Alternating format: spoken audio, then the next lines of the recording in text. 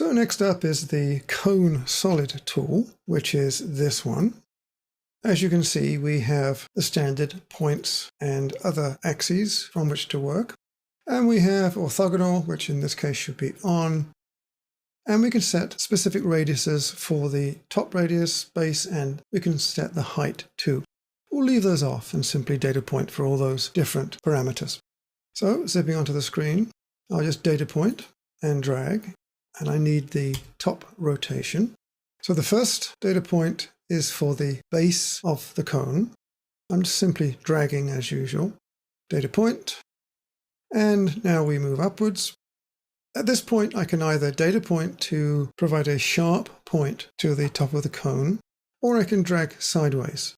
I'm just going to data point right now, which sets the cone like that. And let's do a shading. Looks like that. If, on the other hand, I start the tool again and do the same thing, there's my base, there's my height, data point, and now I drag sideways. Now I have a truncated cone. Now the same thing works, of course, in any orientation. So let's start this again. Let's change the orientation to say that. Drag in this direction. And there's my cone in that direction. So compass orientation is the key. So all of that's pretty straightforward. So let's up the stakes a little bit here. Let's move over to the side here.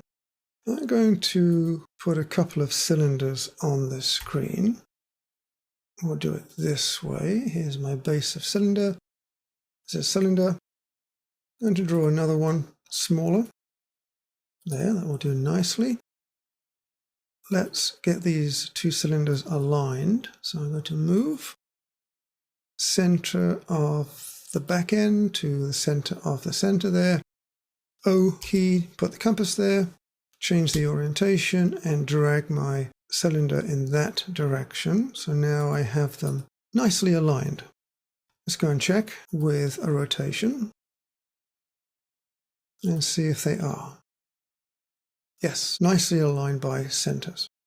Okay. What I want to do now is put a cone between these two cylinders. And that's obviously fairly straightforward. So we'll start the cone tool. I'll leave orthogonal on, which I need right now. Base of the cone will be here. Change the compass. Let's find a snap point. So there's my base. Top of the cone is progressing outwards. I can snap to the center of that circle and drag it out to a snap point. And there we have a cylinder between two cylinders. However, let's undo that. And I'm going to change things a little bit here. Let's now select that and move it. And I want the top of this cylinder aligned with the top of that cylinder. O key, put the compass there, change direction, and I'm going to drag down in this direction here. So now we have an offset. And let's see how much of an offset we actually have. There we go. It's lined up nicely with the top of the large cylinder. Now things change a little bit here. I can't use exactly the same method that I just used. And that's because ortho is on. And that would force the point of the compass to be directly above the base, which is not so in this case. But it goes beyond that. I actually have to change the snap points for the top end of the cone. So what I'm going to do, something a little unusual for me, and which is to put in some construction lines.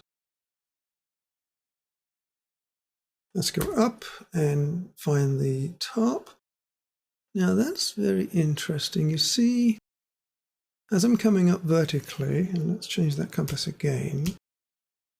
And this is going to be a construction line, as I said. Now, watch very carefully here.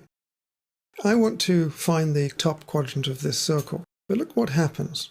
If I press enter to lock myself to the vertical, the actual quadrant is off to the side. It's actually there. It's not where you would think it would be at the top of the circle. Sometimes when you place a cylinder like this, or even a circle, it's not completely aligned with the axes, which is a little strange. But it does happen, and it might throw you off if you don't notice it. So what I'm going to do is instead I'm going to use the nearest shortcut and snap it just to the circle. It's not where the quadrant is. There's the quadrant there. There's the other quadrant on the other side. Little odd, but not to worry. Let's do the same thing. Let's start from here this time. Find the center of this one. Do exactly the same thing. Enter and nearest. And I'm going to lock to that corner. And then I'm going to drag across and pick up that. Now that's just a convenience for me. That's all. Didn't actually have to do this, but I want to show you how this works. So let's start the cone tool again. Orthogonal's off because it won't be orthogonal. So base first. I'll leave the green color on so that it will explain what's happening. So now I'm going to find that point there. That's my base. Now I'm going to come across and find the truncated part of the top. But if I select the center, which is there, it won't actually work for me. And what I have to do is go to this corner here. I need an intersection, so I'm going to turn my multi-snap on, which has intersection in it. Snap to that point, then drag down to my center, there, and data point, and that actually works. Let me shade this for you. Now, like I say, this is a little unusual, and you have to do it this way for it to work properly. If you like, on your own, repeat this cone, but don't snap to that point first. Snap to the center first and see what happens. You'll find you can't place this truncated circle in alignment with the cylinder. Now, also technically, you don't actually need this line, since that has nothing to do with it at all. It's merely this point and this point that you're interested in. So try that and see if you can duplicate that.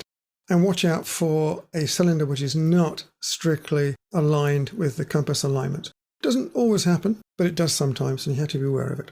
You can also do a similar exercise where you take this one and this one. We'll make a copy of that. And now you offset this one even more. So move this one now down somewhere like that, completely off the axis of this, and see if you can get a cone to fit between those 2 points.